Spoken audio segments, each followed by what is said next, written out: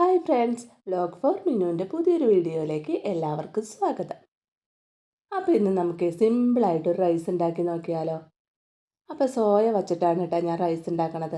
അപ്പോൾ നമുക്ക് പെട്ടെന്ന് നോക്കിയിട്ട് വരാം. അപ്പോൾ അതിനായിട്ട് ഞാനിവിടെ ഒരു ചട്ടി അടുപ്പത്ത് വെച്ചിട്ടുണ്ട്. ഇനി ചട്ടിയൊക്കെ ചൂടായി കഴിയുമ്പോൾ അതിൽ ആവശ്യത്തിന് വെളിച്ചെണ്ണ ഒഴിച്ച് കൊടുക്കാം. ഇനി വെളിച്ചെണ്ണയൊക്കെ ചൂടായി കഴിയുമ്പോൾ അതിൽ ആവശ്യത്തിന് പെരിഞ്ജീരകം ഇട്ട് പൊട്ടിച്ചെടുക്കാം. അതിനുശേഷം ഒരു സബോള നീളത്തിൽ അരിഞ്ഞത്, പിന്നെ ഇഞ്ചി, വെളുത്തുള്ളി, കറിവേപ്പില അത്രയും ചേർത്ത് കൊടുക്കാം കേട്ടോ. ഇനി സബോളയും ഇഞ്ചിയും വെളുത്തുള്ളിയും കറിവേപ്പിലയും എല്ലാം കൂടി നല്ലോണം വഴറ്റിയെടുക്കാം.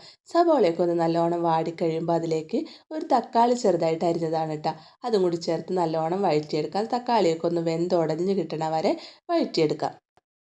തക്കാളിയൊക്കെ നല്ലോണം വെന്തുടഞ്ഞ് കഴിയുമ്പോൾ അതിലേക്ക് പൊടികൾ ചേർത്ത് കൊടുക്കാം. മുളക് പൊടി, മല്ലിപ്പൊടി, മഞ്ഞൾപ്പൊടി, പിന്നെ കുറച്ച് ചിക്കൻ മസാല കൂടിയാണ് കേട്ടോ ചേർത്തത്.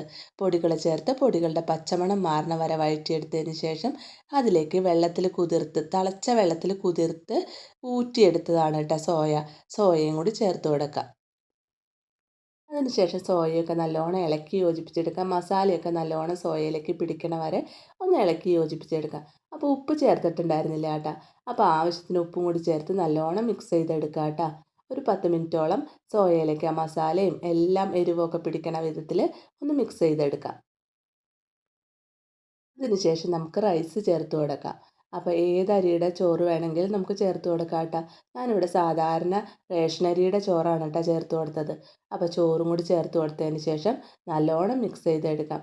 അപ്പോൾ ചോറ് ചേർത്ത് കഴിഞ്ഞപ്പോൾ അതിലേക്ക് ആവശ്യത്തിന് ഉപ്പ് നോക്കിയിട്ട് കുറച്ചും കൂടി ആവശ്യമുണ്ടെങ്കിൽ ചേർത്ത് കൊടുക്കാം. അതിനുശേഷം ചോറിലേക്ക് ആ മസാലയും സോയയും എല്ലാം എല്ലാ ഭാഗത്തേക്ക് എത്താവുന്ന വിധത്തിൽ നല്ലോണം മിക്സ് ചെയ്തെടുക്കാം കേട്ടോ. പിന്നെ അവസാനമായിട്ട് കുറച്ച് പച്ച വെളിച്ചെണ്ണയും കറിവേപ്പിലയും കൂടി ചേർത്ത് ഒന്നുകൂടി മിക്സ് ചെയ്തെടുത്തായിരുന്നു കേട്ടോ. അപ്പോൾ നമ്മുടെ ടേസ്റ്റി ആയിട്ടുള്ള സോയ റൈസ് ഇവിടെ റെഡി ആയിട്ടുണ്ട് കേട്ടോ. അപ്പോൾ വളരെ പെട്ടെന്ന് നല്ല ടേസ്റ്റി ആയിട്ട് ഉണ്ടാക്കാൻ പറ്റിയൊരു റൈസായിരുന്നു ഇത്. അപ്പോൾ നിങ്ങൾ ഉണ്ടാക്കി നോക്കിയിട്ട് അഭിപ്രായങ്ങളൊക്കെ ഒന്ന് അറിയിക്കണേ.